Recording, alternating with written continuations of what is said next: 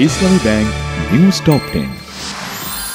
মহান স্বাধীনতা দিবসে সাভারে স্মৃতিসৌধে ফুল দিয়ে মুক্তিযুদ্ধে বীর শহীদদের শ্রদ্ধা জানিয়েছেন রাষ্ট্রপতি মোহাম্মদ শাহাবুদ্দিন ও প্রধান উপদেষ্টা ডক্টর মোহাম্মদ ইউনূস।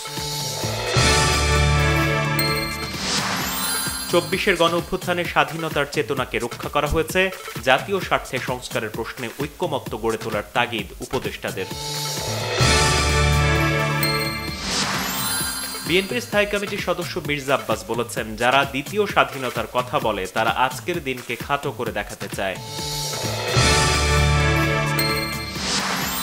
প্রধান উপদেষ্টার ভাষণে নির্বাচনের রোডম্যাপ নিয়ে কোনো কথা না থাকায় বিএনপি হতাশ, জানিয়েছেন দলের মহাসচিব মির্জা ফখরুল ইসলাম আলমগীর।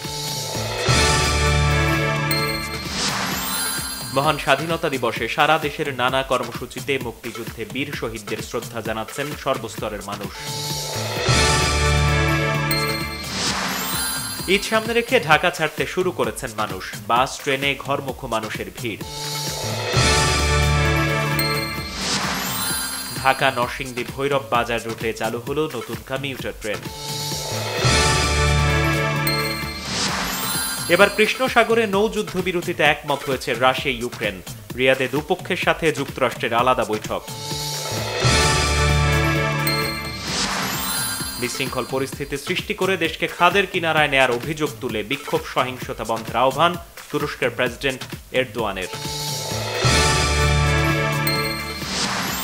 চিরপ্রতিদ্বন্দ্বী ব্রাজিলকে উড়িয়ে দিয়ে লাতিন আমেরিকা থেকে সবার আগে বিশ্বকাপের টিকিট কাটল আর্জেন্টিনা।